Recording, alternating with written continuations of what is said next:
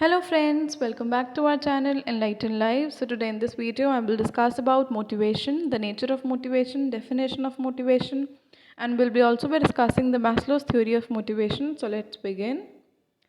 Motivation. The term motivation has been derived from the Latin word that is movere, which means to move.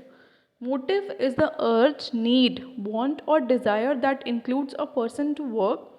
Motivation is a process of including and instigating the subordinates to put in their best. तो motivation होती है हम कोई भी हमारा need want कोई हमारा जो मोटिव है उसको फुलफ़िल करने के लिए हमें जो मूव करता है that is what we call motivation. हम अगर किसी अपनी डिज़ायर फुलफ़िल करने के लिए या अपनी किसी अर्ज या नीड के लिए अगर हम कुछ काम कर रहे हैं और हम मोटिवेटेड उसके लिए हैं या हम उसको अचीव करना चाहते हैं तो वो मोटिवेशन ही हमें उसको अपना बेस्ट देने के लिए हमें इंस्टिगेट करती है। That is what we call motivation. Motivation is a process that initiates, guides and maintains goal oriented behavior।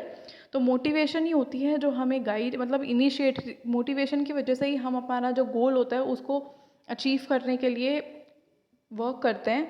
So that maintains goal oriented behavior। In everyday usage the term motivation is frequently used to describe why a person does something। It is the driving force behind human action। तो motivation ही एक driving force होती है जो हमें work करने के लिए आगे बढ़ाती है। मोटिवेशन की वजह से ही हम डिस्क्राइब करते हैं कि why a person does something, क्यों एक इंसान एक काम कर रहा है। Because he is probably motivated to get money or he is probably motivated to be famous। So that is the reason why we are motivated to achieve something in life। So the definition given by W.G. Scott is motivation means a process of stimulating people to action to accomplish desired goals। तो motivation एक process होता है लोगों को stimulate करने का action में, यानी कि काम करने के लिए उनको स्टिमुलेट करने का, जिससे कि वो अपने डिज़ायर्ड गोल्स को अकम्प्लिश अचीव कर पाएँ। According to E.F.L. Breach, motivation is a general inspirational process which gets the members of the team to pull their weight effectively, to give their loyalty to the group, to carry out properly the task that they accepted, and generally to play an effective part in the job that the group has undertaken। So motivation is basically the driving force behind doing something, behind giving our best। So this is what we call motivation। Nature of motivation. तो motivation एक psychological concept होता है। It all happens in your mental level. It is total and not piecemeal. मतलब हम अगर किसी चीज़ को achieve करना चाहते हैं, suppose we are in a job and we are getting good amount of money from that, so we are motivated to earn money. So that is why we are giving our best. So it is a total, ये totality में काम करती है। मतलब आप एक proper एक अपना नीड या डिज़ायर को फिक्स कर रहे हैं या गोल कर रहे हैं and you are motivated towards that. It may be financial और नॉन फाइनेंशियल। मतलब कि अगर आप जॉब कर रहे हैं और इफ़ यू आर स्टडिंग तो आपकी जो नीड है, डिज़ायर है, वो फाइनेंशियल भी हो सकता है that because you are motivated because of money, और ये नॉन फाइनेंशियल भी हो सकता है because you want to be the best or you want to get famous, you want to be popular in your institution। तो it can be financial or non financial। it may be positive or negative। तो sometimes हम कुछ positive achieve करने के लिए भी motivated हो सकते हैं और ये negative भी में भी जा सकते हैं because if we may be motivated to achieve something bad or something negative because we are going in wrong direction probably। it is a continuous process। so it is a continuous process। It is need based. मतलब हम अपनी ज़रूरत, need, अर्ज, desire की वजह से ही motivated होते हैं। So it is based on need. It differs from one person to another. तो obviously as we are different individuals, तो it differs from one person to another and it is a complex process. Now the types of motivation, basically there are many types of motivation but under B.Ed there are only two types, that is intrinsic versus extrinsic। So intrinsic motivation comes from within a person। ये अंदर से आती है हमारे, feels more responsibility, feels a need to achieve something for its own sake। जब हम अपने लिए कुछ अचीव करना चाहते हैं, connect the activity with their self esteem, जो हमारे self esteem, self confidence से जो कनेक्ट हो जाती है। enjoys working on the assignment, तो हम enjoy, जब intrinsic motivation होती है तो हम enjoy करते हैं हम जो भी कर रहे होते हैं। and we tries to achieve the growth of an individual हम अपनी ग्रोथ के लिए मोटिवेटेड होते हैं, that we want to achieve something और वी वांट टू ग्रो। और एक्सट्रिंसिक मोटिवेशन होती है जो कि आउटसाइड से आती है, यानी कि आप किसी रिवॉर्ड लेने के लिए ही सिर्फ मोटिवेटेड हैं या सिर्फ पे लेने के लिए मोटिवेटेड हैं, तो ये एक्सट्रिंसिक मोटिवेशन है जो आपको या तो कोई और देता है या कोई और ऑब्जेक्ट की वजह से आपको आती है। Try to achieve a higher position, pay और status. Yes, as I have said कि हायर पोजीशन के लिए मोटिवेटेड है, पे के लिए, status. Feels it will ensure their position और status. Work for recognition from supervisor और फॉर सुपीरियर, मतलब हम अपने रिकॉग्निशन के लिए, रिकॉग्नाइज, पहचाने जाने के लिए, फेमस या पॉपुलर होने के लिए मोटिवेटेड होते हैं। सो that is all extrinsic motivation. Values, rewards और अवार्ड्स के लिए मोटिवेटेड होते हैं। आउटसाइड फोर्सेस कंट्रोल्स लाइफ और luck, it is based on luck.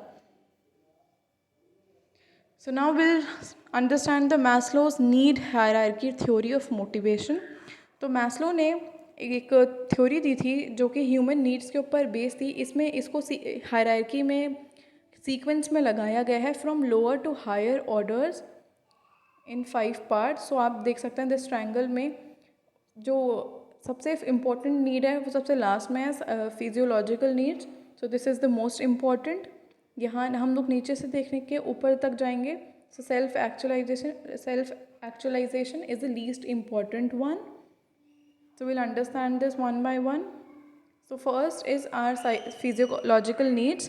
These needs are of the lowest order. These needs are of the lowest order and most basic needs of human being. तो ये हमारी सबसे basic need होती है human beings की, that is the most important one. These involve satisfying fundamental biological drives such as the need for food, air, water, clothes and shelter. Basically roti kapda makan, that is the most important need or requirement of human beings. तो इसी को satisfy करने के लिए होती हैं, ये हमारी basic needs होती हैं जिसको हम सबसे priority मानते हैं. These needs exert tremendous influence on human behavior. So these needs exert tremendous influence on human behavior. ये काफ़ी ज़्यादा इन्फ्लुएंस करती हैं ह्यूमन बिहेवियर्स को. Entrepreneurs also being a human being has to meet his physiological needs for survival. तो कोई भी हो, चाहे वो entrepreneur क्यों ना हो, उनको भी ये अपनी नीड्स को फुलफिल करने की ज़रूरत होती है for survival. Hence he or she is motivated to work in the enterprise to have economic rewards to meet his or her basic needs. तो हम मोटिवेटेड होते हैं अपनी ये वाली बेसिक नीड्स को फुलफिल करने के लिए. Next is safety and security needs. The second level of need in Maslow's hierarchies emerge once.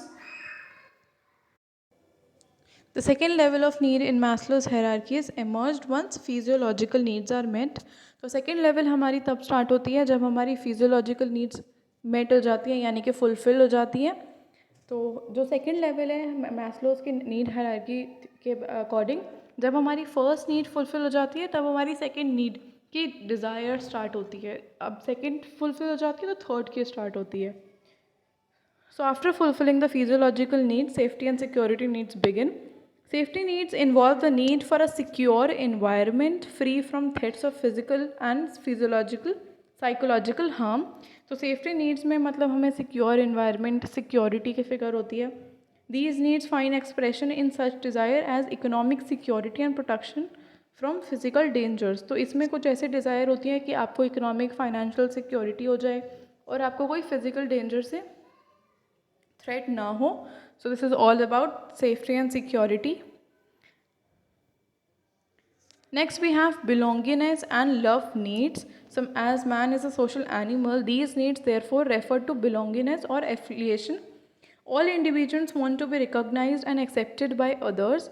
तो जब हमारी दोनों नीड्स फुलफिल हो जाती हैं, physiological and safety needs, then begins belongingness needs in which we want to be recognized or accepted by others. Likewise, an entrepreneur is motivated to interact with fellow entrepreneurs, his employees or others. So you always want to communicate with others, you always want to be friends with people. So that is what we call belongingness and love needs. Then we have esteem needs. These needs refer to self-esteem, self-respect. So this is all about respect. After fulfilling all these needs begins our self-respect needs, when we want to be respected by others.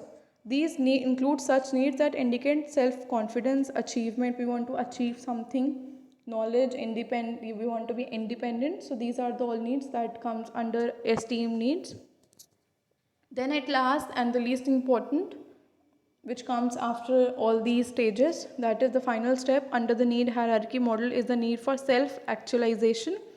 This refers to self fulfillment. जब हम satisfied feel करते हैं, self fulfilled feel करते हैं, that is what we call self actualization. This term was coined by Kurt Goldstein and means to become actualized in what one is potentially good. तो हम जो भी कर रहे हैं या अभी हमने जो भी किया है उसमें हम फुलफिल सेटिस्फाइड फील करते हैं, वो डिज़ायर हमारी हो जाती है that we feel fulfil and satisfied, that is what we call self actualization needs. So in Maslow's need hierarchy theory, human needs are arranged in lowest to the highest order. तो lowest सबसे ऊपर lowest वाला आता है आपका, then we have our highest one. So इस order में आपका नीड हायरार्की थ्योरी है मैस्लोज ने जो दी है. The second needs does not dominate unless the first is reasonably satisfied. तो as I have already told you, जब तक हमारी फर्स्ट नीड फुलफिल नहीं हो जाती हम सेकंड पर नहीं जाते. And the third need does not dominate until the first two needs have been reasonably satisfied. और थर्ड नीड भी जब तक नहीं आती जब तक नीचे की टू नीड्स हमारी सेटिस्फाई नहीं हो जाती. This process goes on till the last need. और ये प्रोसेस लास्ट नीड तक चलता रहता है.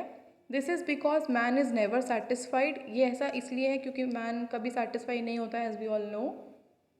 If one need is satisfy another needs arise. अगर एक नीड सेटिस्फाई हो जाती है तो हमारी दूसरी स्टार्ट हो जाती है. Once a need is satisfy it ceases to be a motivating factor. और हमारी जब एक नीड हमारी सेटिस्फाई हो जाती है तो दूसरी नीड को हम फुलफिल करने के लिए मोटिवेट हो जाते हैं. तो the first need, the fulfilling of first needs becomes a motivating factor to achieve the next one. So this is all about Maslow's need of hierarchy theory. So if you like this video, if it was helpful for you, please do like, share and subscribe to our channel. Thank you so much and best of luck.